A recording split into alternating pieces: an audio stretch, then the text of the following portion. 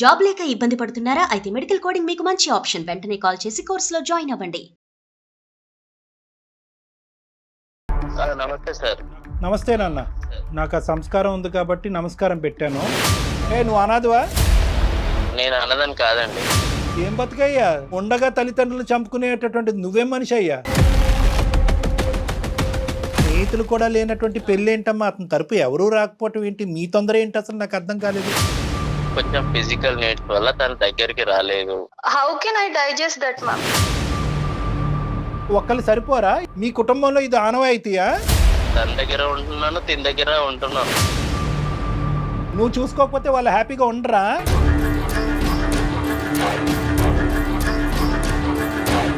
అది నేను ఏదో ఫన్ గా క్యాజువల్ గా చేసిన దానికి ఫన్ క్యాజువల్ తగలయ్యా. నీకు బుర్రందా? లేదంటే ఏమైనా కరెంట్ షాక్ పెట్టాలి నీకు? అనాథని చెప్పి నీ గురించి జాలి పడి చేస్తే కనుక నీకు ఫన్ కావాలా? ఏదో ఒక్కసారి జాలి పడి ఆర్ఫన్ అని నా లైఫ్ లో నీకు ప్లేస్ ఇచ్చాను. పిచ్చా, నాకు పిచ్చా. అంటున్నావేంటే? ఏమంటున్నావు? నువ్వు మర్యాద ఇచ్చి మాట్లాడాలి. ఓకే, ఇక్కడ నువ్వు లూప్ లైన్ లో ఉన్నావు.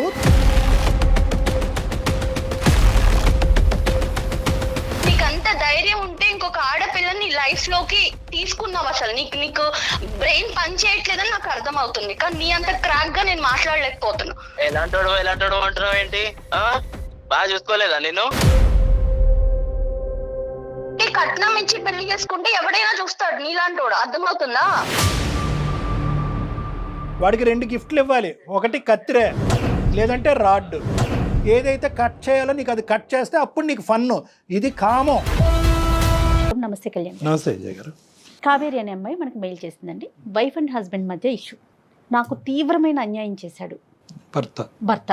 ఇలాంటి అవమానం కానీ ఇలాంటి అన్యాయం కానీ నేను పుట్టిన తర్వాత ఇంతవరకు నేను పడలా. చిన్న చిన్న మనస్పర్ధలు భార్యాభర్తల మధ్య రావడం సహజం.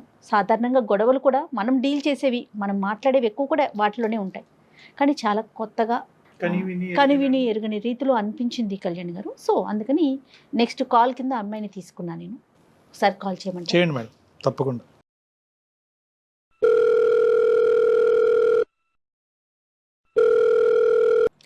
హలో, నమస్తే అండి. నేను జయాని, కావేరి గారు మాట్లాడేది. అవును మ్యామ్, కావేరీనే మ్యామ్. నేను అందమైన జీవితం ప్రోగ్రామ్ నుంచి కాల్ చేస్తున్నానండి. Okay ma'am, thank you ma'am. Hi ma'am. Hello అండి, బాగున్నారా? బాగున్నాను మ్యామ్. ఓకే, డాక్టర్ కళ్యాణ్ చక్రవర్తి గారు ఉన్నారు. నమస్తే సార్. నమస్తే సార్. నమస్తే ఒకసారి కావేరి. మాట్లాడండి. ఏమ్మా కావేరి, ఏం చేస్తూ ఉంటారు? ఎక్కడున్నారు? సార్ నేను software engineer sir. IT. Okay, Hyderabad లోనే ఉన్నాను సార్. చెప్పండి అమ్మా, ఏంటి సమస్య? మ్యారేజ్ 8 months అవుతుంది సార్. 8 months. యాక్చువల్ గా మ్యారేజ్ నేను నా ప్రొఫైల్ ని మ్యాట్రిమోనీలో అప్లోడ్ చేయడం వల్ల నాకు వచ్చిన మ్యాచ్ మా హస్బెండ్. సో అతని పేరు విశ్వ సార్. అతను కూడా సాఫ్ట్వేర్ ఎంప్లాయ్ అన్నమాట. సంతోషం. అండ్ ఆర్ఫన్ అన్నమాట తను. ఆర్ఫన్ అంటే వెనక ముందు ఎవరు లేరు, తల్లిదండ్రులు ఎవరు లేరు? ఎవరు లేరు సార్. ఓకే. సో మా పేరెంట్స్ కూడా ఏమన్నారంటే ఎవరు లేరు కాబట్టి సో బేసిక్ గా ప్రాబ్లమ్స్ ఏం లేవు అన్నట్టుగా ఓకే చేసుకున్నాం. అతని ప్యాకేజ్ కూడా మంచిగా ఉంది. అందరం కలిసి హ్యాపీ ఫీల్ అయ్యి మ్యారేజ్ చేసుకున్నాం సార్. 3 months లో మా మ్యారేజ్ అయిపోయింది. పెద్దల సమక్షంలో చేసుకున్నారమ్మా? అంటే అందరినీ పిలిచి? అవును సార్, అవును సార్. Arranged marriage. కాదు, అరేంజ్డ్ మ్యారేజ్, కానీ అందరు పెద్దలు వచ్చారుగా? మన సైడ్ వాళ్ళందరూ వచ్చారు. తనకి ఎవరు లేరు కాబట్టి తను ఒక్కడే వచ్చారు సార్. ఫ్రెండ్స్ కూడా ఎవరు రాలేదు. ఫ్రెండ్స్ కూడా రాలేదా? ఎవరు రాలేదు మ్యామ్. సో ఇంకా 8 months అవుతుంది సార్. బానే ఉన్నాము. బట్ రీసెంట్ గా నాకు 1 week బ్యాక్ మా ఫ్రెండ్ కాల్ చేసింది సార్. తనకు మంచి కంపెనీలో జాబ్ వచ్చింది. సో ఇంకా వేకెన్సీస్ ఉన్నాయి, నువ్వేమైనా ట్రై చేస్తావా, ప్యాకేజ్ బెటర్ ఉంది అని చేసింది. సో ఏంటి కంపెనీ అని అడిగేటప్పటికి అది మా హస్బెండ్ వర్క్ చేస్తున్న కంపెనీ అని తెలిసింది నాకు. ఓకే. సో ఇలా ఓకే, మా హస్బెండ్ కూడా అక్కడే వర్క్ చేస్తున్నారు కదా అంటే డీటెయిల్స్ అన్ని చెప్పిన తర్వాత అవునా ఓకే అంది. సో ప్రాజెక్ట్ వర్క్ మీద ఆయన ఎవ్రీ మంత్ చెన్నై వెళ్తూ ఉంటారు సార్. అదే విషయం తనతో షేర్ చేశాను అనమాట. ఇలా ఎవ్రీ మంత్ తను ప్రాజెక్ట్ పని మీద చెన్నై వెళ్తూ ఉంటారు, మీకు ప్రాజెక్ట్స్ ఎక్కువ అనుకుంటా కదా అని ఇట్లా డిస్కషన్ అయితే అట్లాంటి ప్రాజెక్ట్స్ ఏం లేవు, ఇక్కడ అంతా వర్క్ ఫ్రమ్ హోమే చేస్తున్నారు అందరూ. అండ్ వాళ్ళ స్ట్రీమ్ అయితే ఎక్స్ట్రీమ్లీ వర్క్ ఫ్రమ్ హోమ్ చేస్తున్నారు. సో ఎక్కడికి వెళ్ళే అవకాశమే లేదు అని చెప్పింది. తను చెప్పింది ఎంతవరకు కరెక్ట్ అంటారు? తను చెప్పింది కరెక్టా కాదా నేను వెంటనే డిక్లేర్ చేసుకోలేదు మ్యామ్, విన్నాను అంతే. తనకి కూడా ఇవన్నీ నేను ఎక్స్ప్లోర్ చేయలేదు. సో తర్వాత నేను through friends through background work చేసుకున్నాను అనమాట, అది నిజమా కాదా, ఎందుకంటే అతన్ని మనం డైరెక్ట్ బ్లేమ్ చేయలేం కదా మ్యామ్.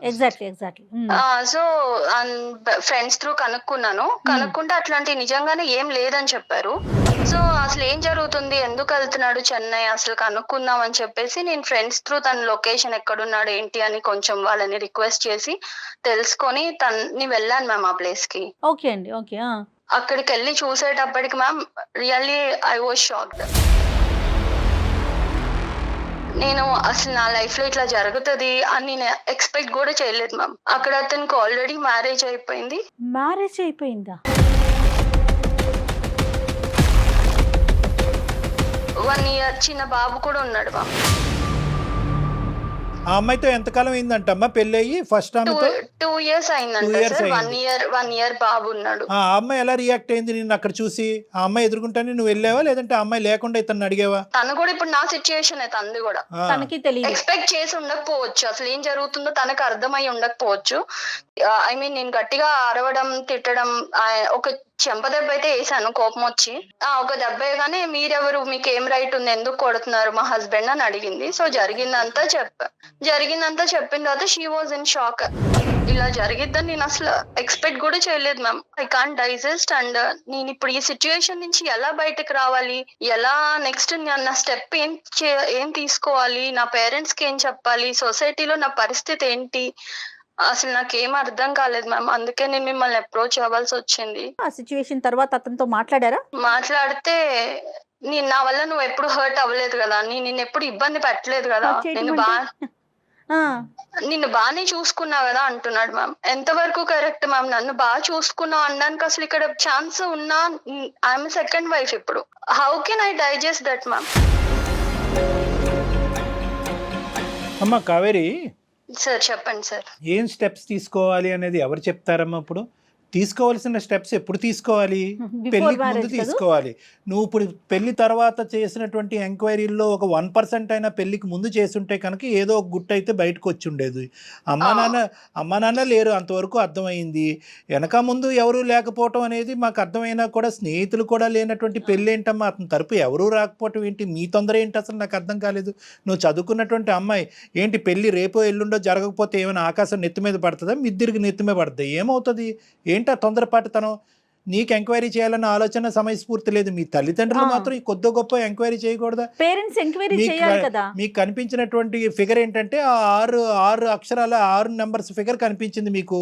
1 వెనకతల 00000 కనిపించింది. ప్యాకేజ్ అట్రాక్టివ్గా ఉంది కాబట్టి వెనక ముందు ఎవరు లేకపోతే కనుక అత్తమామల టార్చరు, కుటుంబం యొక్క శాడిజం ఉండదు అనేటటువంటి ఆలోచనతోనే వెళ్ళావు. కానీ అసలు ఒక మనిషికి ఎవరూ లేకుండా ఎందుకు ఉంటుంది అనేది ఆలోచించలేదమ్మా మీరు కానీ మీ తల్లిదండ్రులు కానీ.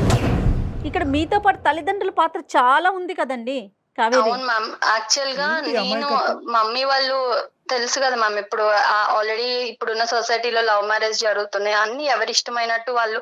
కానీ వాళ్ళు ఏంటంటే నేను ప్రొఫైల్ సెలెక్ట్ చేసుకొని మంచిగా ఉన్నారని చెప్పేటప్పటికి వాళ్ళు ఓకే తనకి తెలుసు కదా అని పేరెంట్స్ కూడా నన్ను బ్లైండ్ గా నమ్మారు. కాదు కావేరి, ఎంత మెచ్యూర్డ్ గా మాట్లాడుతున్నారు మీరు. అంటే ఆర్ఫన్ అనేటప్పటికి జాలిపడి చేసుకున్నావమ్మా? సార్ నేను నిజంగా అతని ప్యాకేజ్ నాకు నథింగ్ సార్, ఎందుకంటే ఎలా అయినా నాకున్న ప్యాకేజ్ కూడా మంచిగానే ఉంది. కాకపోతే ఏంటంటే ఆర్ఫన్ అంటే నాకు నిజంగా అతనికి నేను నా ఫ్యామిలీ చాలా సపోర్ట్ ఉండాలి, అండ్ మా ఫ్యామిలీలో ఒకటిలా కలిసిపోతాడు. సో తనకి నేను మంచి ఫ్యామిలీ ఇచ్చిందని అవుతాను అనుకున్నాను, కానీ ఏదో తన ప్యాకేజ్ చూసో తను ఇంకా నాకు ప్రాబ్లం ఉండదని నేను ఎప్పుడు అనుకోలేదు సార్. నువ్వు అనుకోలేదు, కానీ ఇందాక నువ్వు అన్నటువంటి మాటలు ఏంటంటే బాగుందమ్మా అని చెప్పి మీ అమ్మ నాన్న అని ప్యాకేజ్ కూడా బానే ఉంది కదా అనే మాట అన్నావు కాబట్టి నేను అంటున్నాను.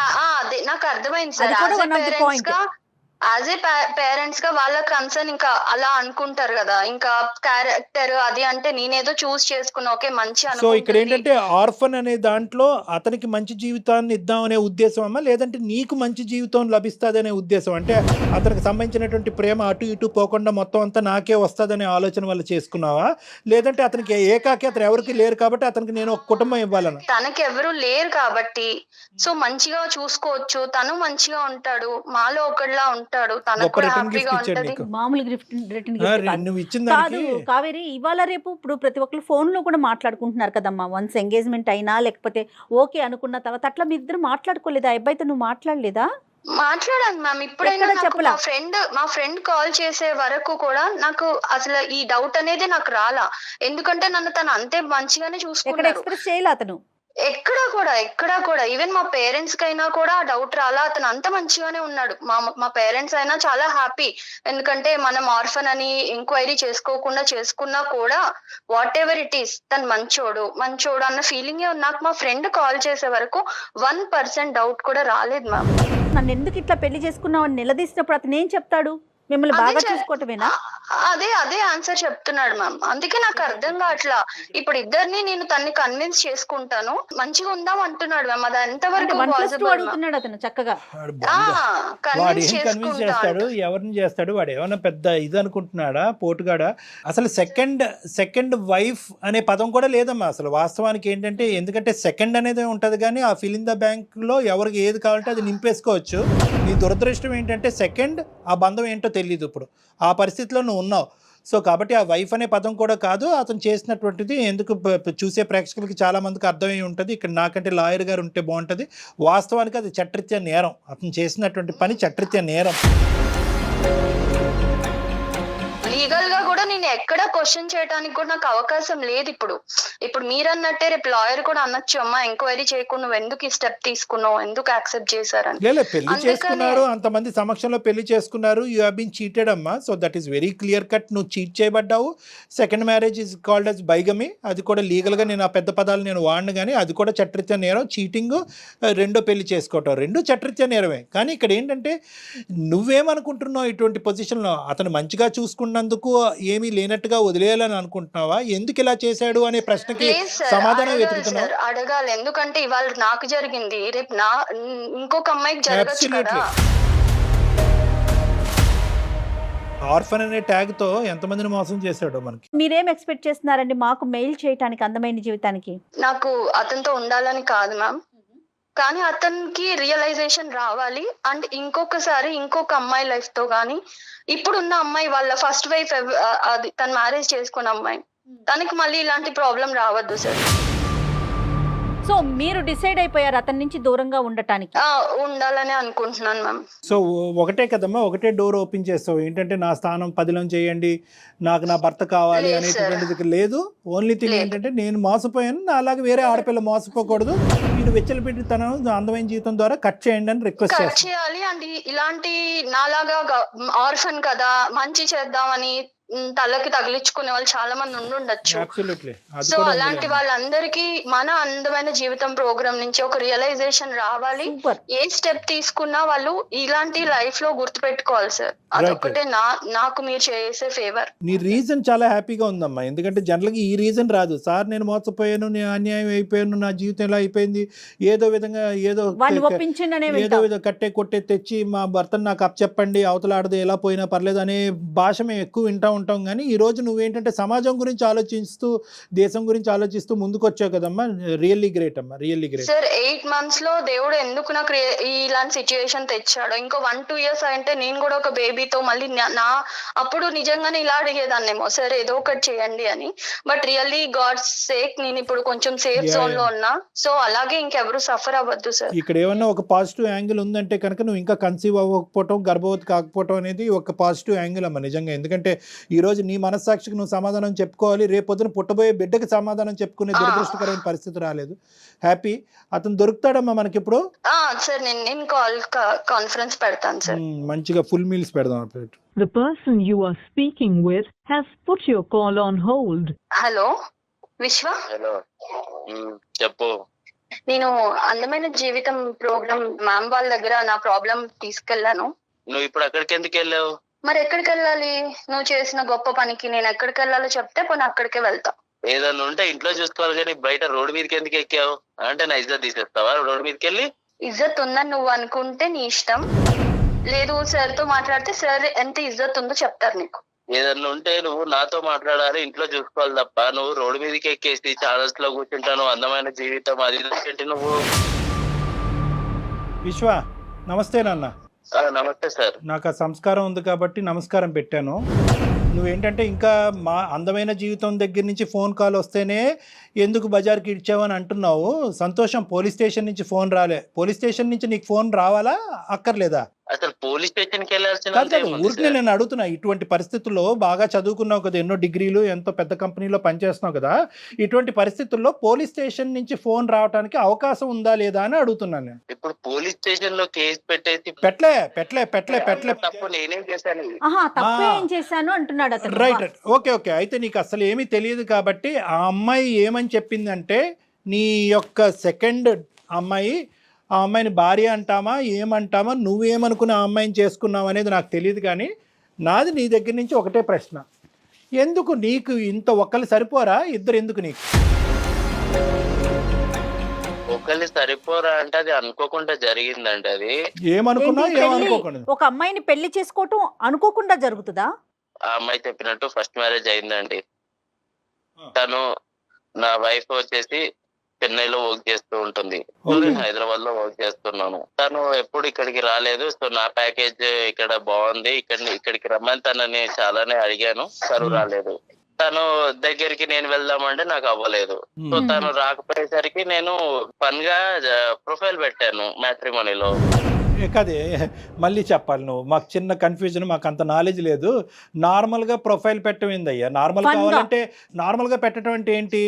దీనిలో ఆడపిల్లల జీవితాలతో ఆడుకోవాలని కాదండి, జస్ట్ ఏదో క్యాజువల్ గా నేను పెట్టాను. పెట్టంగానే తిను వీళ్ళ ఫ్యామిలీ వాళ్ళందరూ కనెక్ట్ అయ్యారు. కాదు సార్, మనం పర్సనల్ గా అబ్బాయిలుగా ఒకటి మాట్లాడుకుందాం. అబ్బాయిలా? నన్ను ఎందుకు కలుపుతారు బాబు అందులో? ఆగండి సార్, నన్ను కలపద్దు. నీ గొడవ ఏదో చెప్పు, నన్ను ఇన్వాల్వ్ చేయొద్దు. నీ గొడవ ఏంటి, నీ బాధ ఏంటి చెప్పు. నువ్వు ఎందుకు ఈ నాటకం ఆడేవని చెప్పు. ఇప్పుడు ఏంటంటే తెలుసా, ఎక్కడితో కాన్ఫరెన్స్ కాల్ ఆగదు. ఆ అమ్మాయి తల్లిదండ్రులకు కూడా కాన్ఫరెన్స్ కాల్ కలుపుతాం, వాళ్ళు పోలీస్ స్టేషన్ కలుపుతారు. నువ్వు చెప్పు ఇప్పుడు ఏంటో, ఏం చెప్పాలనుకుంటున్నావు? నా ఫస్ట్ వైఫ్ చెన్నైలో ఉండడం వల్ల కొంచెం ఫిజికల్ నీడ్స్ వల్ల తన దగ్గరికి రాలేదు. దాని వల్ల నేను ఇక్కడ సఫర్ అయ్యేవాడిని.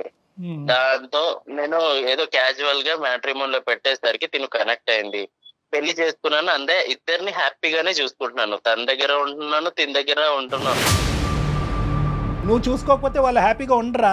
నువ్వేమన్నా పెంచి పోషిస్తున్నావు, నీ శాలరీ మీద వాళ్ళు బతుకుతున్నారా? నువ్వు చూసేది ఏంటి సార్? ఇక్కడ శాలరీ ఒకటే ఇంపార్టెంట్ కాదు సార్, డబ్బులు అనేది ఇంపార్టెంట్ కాదు. మనిషికి చాలా అవసరాలు ఉంటాయి, తోడు ఉంటాయి, చాలా ఉంటాయి.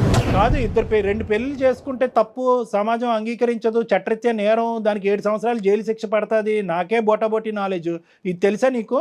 ఇవన్నీ తెలిసినా కూడా కొన్ని ఒక టైంలో అయిపోయింది మ్యారేజ్. ఇప్పుడు అయిపోయిన తర్వాత కూడా నేను తనని యాక్సెప్ట్ చేసుకొని తనని బాగానే చూసుకుంటున్నాను నేను. సో అయిపోయింది కాబట్టి ఆ కథను అక్కడ మూసేద్దాం, ఇంకా అనుభవించడం ఒకటే కార్యక్రమం అంటావా? నిజంగా ఆర్ఫన్ నేను అది అడగని కళ్యాణ్ గారు, అసలు నాకు అదొక డౌట్ వస్తుంది. అనుకుంటే వాళ్ళని ఎందుకు సార్ నేను బాగా చూస్తాను. నువ్వు అనాథవా? నేను అన్నదని కాదండి. నీకు ఫ్యామిలీ ఉంది, మీకు అమ్మ నాన్న ఉన్నారు. ఏం బతుకయ్యా ఉండగా తల్లిదండ్రులు చంపుకునేటటువంటి నువ్వేం మనిషి అయ్యా? అది నేను ఏదో ఫన్ గా క్యాజువల్ గా చేసిన దానికి నీ బుర్రందా, లేదంటే ఏమైనా కరెంట్ షాక్ పెట్టాలి నీకు? అంతగానే తప్పేం చేశాను సార్? మీరు తెచ్చిపోయి మాట్లాడుతున్నారు. ఏం తప్పు చేశాను నేను? ఇద్దరిని పెళ్లి చేసుకున్నా అన్నప్పుడు మ్యాట్రిమోనీలో నువ్వు అక్కడ బ్రాకెట్ లో పెట్టాల్సింది ఏమని, ఆల్రెడీ మ్యారీడ్ అని పెట్టాల్సింది. అప్పుడు ఫన్ ఏ ఉంటదమ్మా, అప్పుడు చాలా ఫన్ ఉండేది కదా, అప్పుడు అర్థమయ్యేది అందరికి కూడా. ఆర్ఫన్ అని పెట్టి సింపతి కోసం చూడడం కరెక్ట్ కాదు కదా. కావేరి, ఒక్క నిమిషం.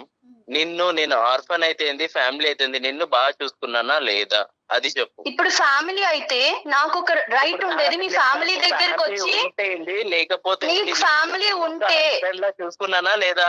నీకు ఫ్యామిలీ ఉంటే నేను ఇక్కడికి రావాల్సిన అవసరం లేదు, అక్కడ మీ ఇంట్లో వాళ్ళని అడిగేదాన్ని కదా.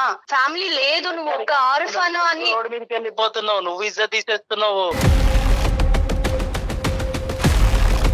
వాడికి 2 గిఫ్ట్లు ఇవ్వాలి, ఒకటి కత్తిరే లేదంటే రాడ్, ఈ రెండిట్లో ఏదోటి ఇవ్వాలి. వెళ్తా, పోలీస్ స్టేషన్ కి వెళ్తా, ఖచ్చితంగా వెళ్తా. నువ్వు చేసిన గొప్ప పని తెలిస్తే ఇంకా నాలాగా ఎవరు సఫర్ అవ్వకూడదని వెళ్తా. ఎక్కడ దాకా వెళ్తా. ఏం మాట్లాడుతున్నావు నువ్వు? పిచ్చా, నాకు పిచ్చా అంటున్నావేంటే?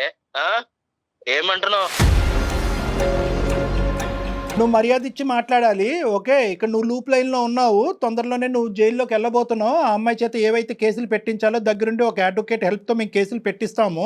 ఆ అమ్మాయి చేసినటువంటి ఒక అమాయక పనికి ఈరోజు బలిపశువు అయ్యింది. ఆ అమ్మాయి మా ముందుకు వచ్చింది. ఎందుకు వచ్చింది? నన్ను కాపాడండి అని రాలేదు, నాలాంటి ఆడపిల్లల్ని కాపాడండి అని చెప్పి సమాజం కూడా వచ్చింది. ఒక ఆర్ఫన్ అని, ఒక అనాథ అని చెప్పి నీ గురించి జాలిపడి చేస్తే కనుక నీకు ఫన్ కావాలా? నీకు ఫన్ కావాలంటే అసలైన ఫన్ ఏంటో తెలుసా? ఏదైతే కట్ చేయాలో నీకు అది కట్ చేస్తే అప్పుడు నీకు ఫన్ను. ఇది కామం, నీకు ఉన్నది కామం. ఇక్కడ ఇద్దరు చేత కేసులు పెట్టిస్తావు. ఈ అమ్మాయిని రెచ్చగొట్టడం కాదు, ఈ అమ్మాయి చేత కేసు పెట్టిస్తావు, నీ చేత ఓసలు లెక్క పెట్టిస్తాం. ఏం బ్రతుకురా బాబు నీది? ఏం బ్రతుకు? ఇదేనా బ్రతుకంటే? ఉన్న తల్లిదండ్రులను చంపేస్తావా? నీకు ఆడపిల్లలు ఉంటే చాలా.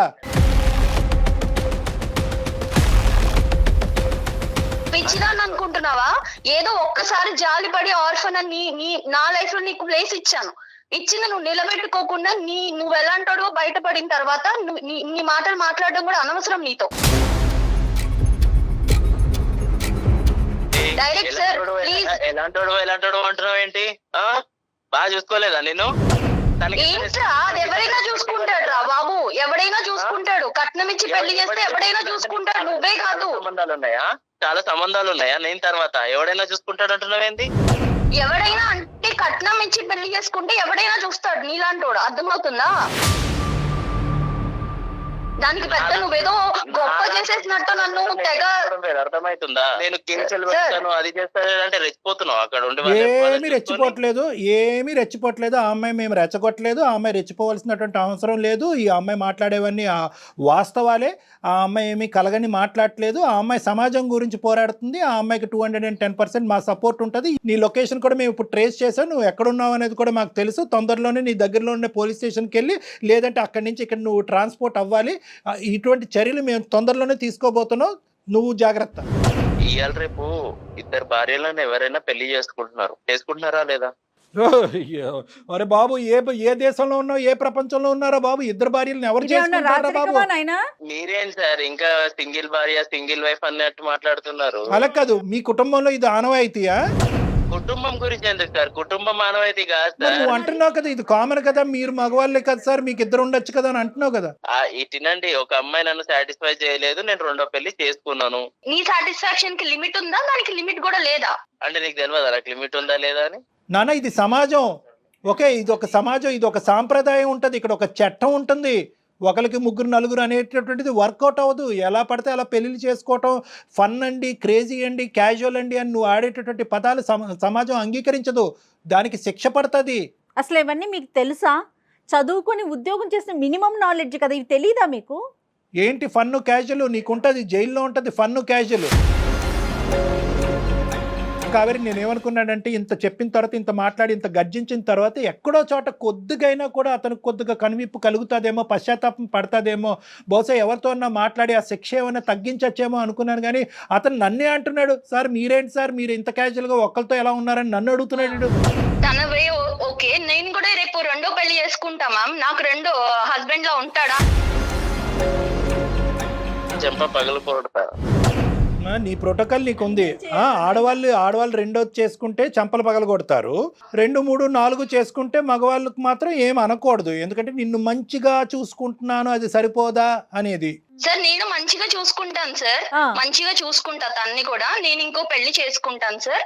నాకు తను అలా ఉంటానంటే నాకు కూడా ఓకే సార్. ఏంటిది? ఏం మాట్లాడుతున్నావమ్మా? నువ్వు వేరే పెళ్లి చేసుకుంటావా? సెకండ్ గా నేను ఉండాలా? అసలు నీ ప్రాబ్లం ఏంటి చెప్పు? ఫైనల్ గా నీ ప్రాబ్లం రామాయణంతో చెప్పిన తర్వాత రాముడు సీతకి ఏమవుద్దని అడిగినట్టుంది. ఏమయ్యా నీకు? అవును కావేరి, నేను ఏ రోజన్నా నిన్నేమన్నా అన్నానా? నువ్వు అన్నావా, ప్రేమగా చూసావా, ఇవన్నీ సెకండ్. నేను కూడా నిన్ను అంతే ప్రేమగా చూసుకుంటా, అంతకన్నా డబుల్ ప్రేమగా చూసుకుంటా. నేను కూడా ఇంకో పెళ్లి చేసుకుంటా.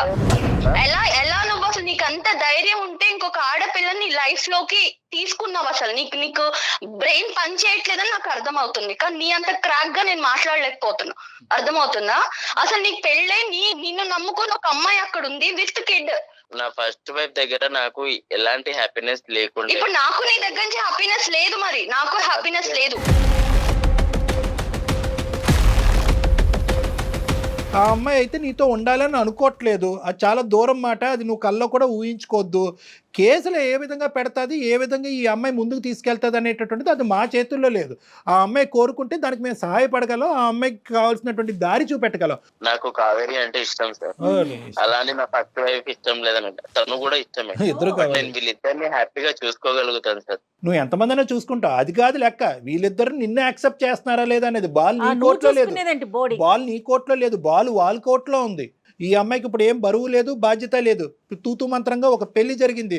ఆ పెళ్లి తెంచుకోవటం పెద్ద విషయం కాదు, ఎందుకంటే జీవితాంతం నీలాంటి మోసగాడితో ఈ అమ్మాయి జీవించాలని అనుకోవట్లేదు. నెంబర్ 1. నెంబర్ 2 ఏంటంటే కనుక అసలైన కథ ఎప్పుడు వినిపిస్తుందో తెలుసా? ఎప్పుడైతే కావేరి వెళ్ళి మమ్మల్ని కాదు వాళ్ళ ఫ్యామిలీ మెంబర్స్ని కూడా దీంట్లో ఇంక్లూడ్ చేస్తుందో అప్పుడు నీకు సీన్ సితారవుతుంది. అంతవరకు ఎందుకు లేండి సార్, వద్దు, మనలోనే గుట్టుగా ఉంచేద్దాం, ఇక్కడే కాపాడేసేయండి సార్, గుట్టుగా ఉంచేసుకోండి. మీ బాధను మీరు కడుపులో పెట్టేసుకోండి, మా ఇష్యూ మేము కడుపులో పెట్టుకుని ఎక్కడికి తేల్చేసి కావేరి బంగారు తల్లి బాగా చూసుకుంటున్నాడు కదా, నీకు ఏదో ఫ్రీడమ్ ఇచ్చాడంట కదా, ఆ ఫ్రీడమ్తో పాటు నువ్వు సుఖపడి అలా ఉండిపోమ్మా అని చెప్పమంటావా? సార్ మీరే ఏదన్నా ఒకటి చేసి. నేనేం చేయలేనురా బాబు, నేను చంపేద్దురా బాబు, నేనేం చేయలేనురా. రే అర్థం చేసుకో, నేను చేయగలిగేది ఏమీ లేదు. నీ గొంత నువ్వు తవ్వుకున్నావు, నీ ఎంత హైటో నాకు తెలియదు కానీ దానికి ఒక 2 అడుగులు ఎక్కువే తవ్వావు నీ గొంత. అందులో ఇప్పుడు పడ్డావు, ఇప్పుడు మేమందరం మట్టిపోసి కప్పటం తప్ప ఏమీ చేయలేము. ఒక మ్యాట్రిమోన్లో ఆర్ఫన్ కింద పెట్టినటువంటి నువ్వు చాలా మందిని క్యాచ్ చేసి ఉంటావు. ఇదేదో 6 నెలలు బట్టో 5 నెలలు బట్టో జరిగినటువంటి వ్యవహారం కాదు. ఊరికో ఒక అమ్మాయిని నువ్వు పెళ్లి చేసుకుని ఆల్రెడీ ఎక్కడ గుట్టు అక్కడ కప్పెట్టుంటావు. సార్ అలా చేయలేదు సార్, నాకు ఉన్నది ఇద్దరే సార్. టోన్ మారిపోయింది, టోన్ సాఫ్ట్ అయిందేంటి? అమ్మ కావేరి, నువ్వేం స్టెప్స్ తీసుకోవాలనుకుంటున్నావు చెప్పమ్మా, దాన్ని బట్టి మేము కూడా నీతో పాటు సపోర్టివ్ గా ఉంటాం. 100% సుమన్ టీవీ ఉంటుంది మీకు. లేదు సార్, పోలీస్ స్టేషన్ లో కంప్లైంట్ ఇద్దాం అనుకుంటున్నాను సార్. ఎగ్జాక్ట్లీ. ఎందుకంటే మనం ఇంతసేపు మాట్లాడితే ఇప్పుడు సాఫ్ట్ గా మాట్లాడుతున్నాడు, అంతకు ముందు తన వే ఆఫ్ టాకింగ్ ఎట్లుందో మీరు చూసారు. అవును అవును. సో తన్ని మనం నమ్మటానికి లేదు మ్యామ్, అవును ఎగ్జాక్ట్లీ. నమ్మటానికి లేదు, 110% నమ్మటానికి లేదు. ఓకే బాబు, అది అమ్మాయి డెసిషన్. యాక్షన్స్ తీసుకుంటే తను బయట తిరగకుండా ఉంటాడో అన్ని యాక్షన్స్ తీసుకుంది సార్. నేను ఎక్కడికి రమ్మంటే అక్కడికి వస్తాను. నా లైఫ్ ఖరాబ్ చేయకండి సార్. ఏం ఖరాబ్ చేసావు? నువ్వే ఖరాబ్ చేసుకున్నావు. నువ్వు పైనుంచి కింద వరకు బ్లాక్ పెయింట్ వేసుకున్నావు. మేమేం ఖరాబ్ చేసాం చండాలం కానీ? మేం చేసాం అంటున్నావు. పోలీస్ స్టేషన్కి వద్దు, పోలీస్ స్టేషన్ కళ్యాణ మండపం బుక్ చేయాలా నీకు? పోలీస్ స్టేషన్ కాకపోతే ఆ టైంలో అలా జరిగిపోయింది సార్. అదే ఈ టైంలో ఇలా జరుగుతుంది చూడండి. ఇప్పుడు బాబు ఏది మా చేతుల్లో లేదు. ఆ అమ్మాయికి కనువిప్పు కలిగింది, ఆ అమ్మాయి తీసుకునే స్టెప్స్కి మేము సపోర్ట్ చేస్తున్నాము. అర్థమైందా? ఇంకేది ఉన్నా కూడా లీగల్గా మాట్లాడుకోవాల్సినటువంటి అవసరం ఉంది. మేము అడ్వకేట్ని కూడా అప్రోచ్ అవుతాం, అడ్వకేట్ కూడా ఇందులో ఇన్వాల్వ్ అవుతారు. తర్వాత సంగతి తర్వాత చూసుకుందాం. ఒక ఆడపిల్లకి అన్యాయం జరిగితే ఎట్టి పరిస్థితిలో మౌనంగా మాత్రం ఉండదండి సుమన్ టీవీ అండ్ కళ్యాణ్ గారు కూడా. డెఫినెట్గా ఆ అమ్మాయి ప్రజల కోసం, అందరి కోసం ముందుకొచ్చింది, ఆడపిల్లలందరి కోసం ముందుకొచ్చింది. డెఫినెట్గా నీకు మేము 100% సపోర్ట్ చేస్తాము. ఏం చేద్దామో ఒకసారి మాట్లాడుకుందాం. తప్పకుండా అమ్మ, నువ్వు నీ పేరెంట్స్ని ఇమీడియట్గా ఇన్వాల్వ్ చేయాలి. ఎందుకంటే ఇప్పటివరకు నువ్వు ఇన్వాల్వ్ చేయలేనట్టు మాకు అర్థమవుతుంది. పేరెంట్స్ని ఇన్వాల్వ్ చేయాలి, ఎందుకంటే వాళ్ళ యొక్క సపోర్ట్ కావాలి రానున్న రోజుల్లో. ఎందుకంటే ఇలా ఒకసారి హార్డ్గా ఒకసారి సాఫ్ట్గా మాట్లాడినటువంటి మనిషి ఈ రోజు నువ్వేదో స్టెప్ తీసుకోబోతున్నావు అని చెప్పి మళ్ళీ హార్డ్ అవుతే కనుక అది సమస్యాత్మకంగా మారుతుంది. అది ఏమైనా క్రిమినల్. ఏమయ్యా సార్, ఇది మీ ప్రోగ్రామ్ వల్ల చాలా మందికి లైఫ్ ఇచ్చారు, నా లైఫ్ ఎందుకు సార్ ఇలా ఖరాబ్ చేస్తున్నారు? అంటే ఆ లైఫ్ తీసేసి నీకు లైఫ్ ఇచ్చేయాలన్నమాట, ఇదే నీ ఎజెండా? నేనేమనయ్యా నీకు లైఫ్? అది కాదు సార్, తనని బాగా చూసుకుంటాను, నేను ఇద్దరిని బాగా చూసుకుంటున్నాను. ఓకే, నిన్ను చూసుకో, చేతులు దాటింది, నీ జీవితం కాస్త వేరే వాళ్ళ చేతుల్లో ఉంది, వాళ్ళు లెక్క తేల్చుకొని నీ భవిష్యత్తు ఏంటో ఆలోచించుకోండి అంతే. ఓకేనా? బాయ్ నాన్న, ఆల్ ద బెస్ట్, జాగ్రత్త.